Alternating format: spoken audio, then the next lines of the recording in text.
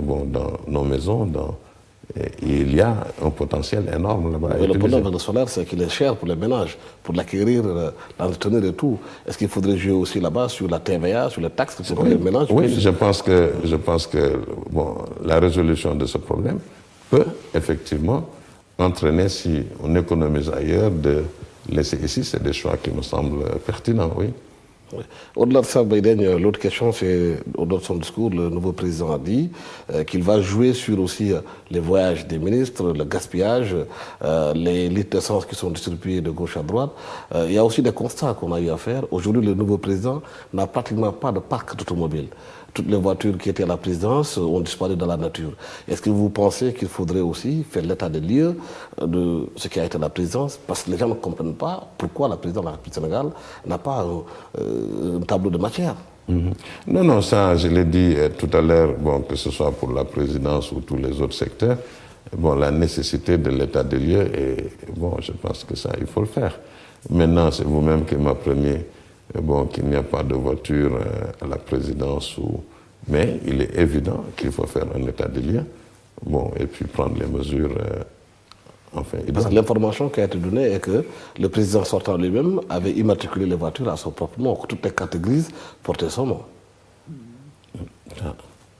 Ça, Alassane, moi je veux bien faire un commentaire là-dessus, mais si c'est des voitures, enfin, je ne vois pas comment, mais dans tous les cas, je pense que si un état de lieu est fait, ce sera vu.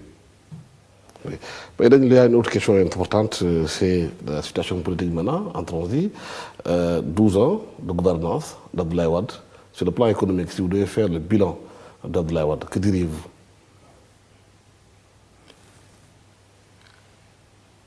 Bon, que dirons-nous? Nous dirons que nous avions eu quand même un dialogue public-privé vivant.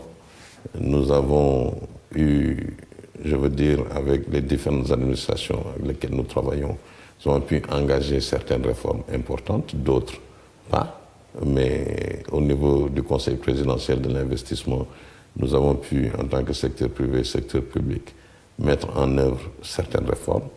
Nous avons aussi, je pense, sur le plan des investissements ou des infrastructures, ça a été plus ou moins, je pense, un secteur dans lequel ils étaient assez concentrés. Bon, moi, je ne suis pas... mon rôle n'est pas de faire le bilan politique, mon rôle est de faire un bilan économique et généralement, peut-être même sur différentes périodes.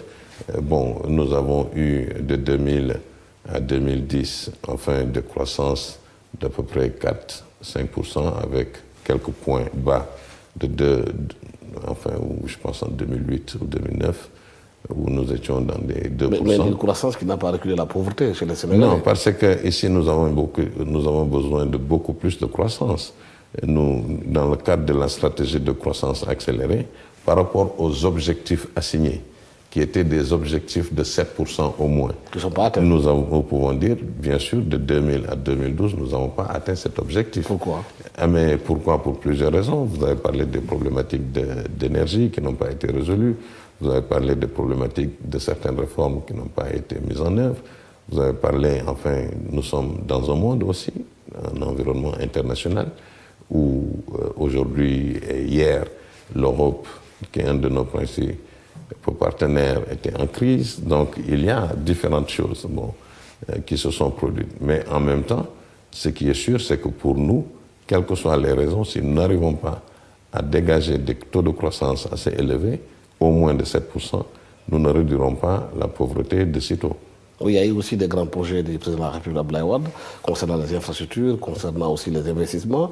Mais certains disent que oui, c'est bien d'avoir mis les infrastructures, surtout à Dakar, mais ils ne comprennent pas aussi que le coût de ces infrastructures. Certains estiment qu'ils sont exorbitants. D'autres même ont parlé de kilomètres de route qui coûteraient 4 milliards de francs CFA. Bon, ça c'est toujours un débat très difficile, surtout pour nous, et pour moi particulièrement, président du Conseil national du patronat.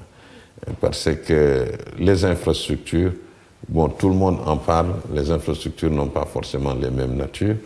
Et de plus, il y a toujours des acteurs privés qui font ces infrastructures en relation avec l'État. Donc, bon, encore une fois, ce n'est pas à moi de faire l'état des lieux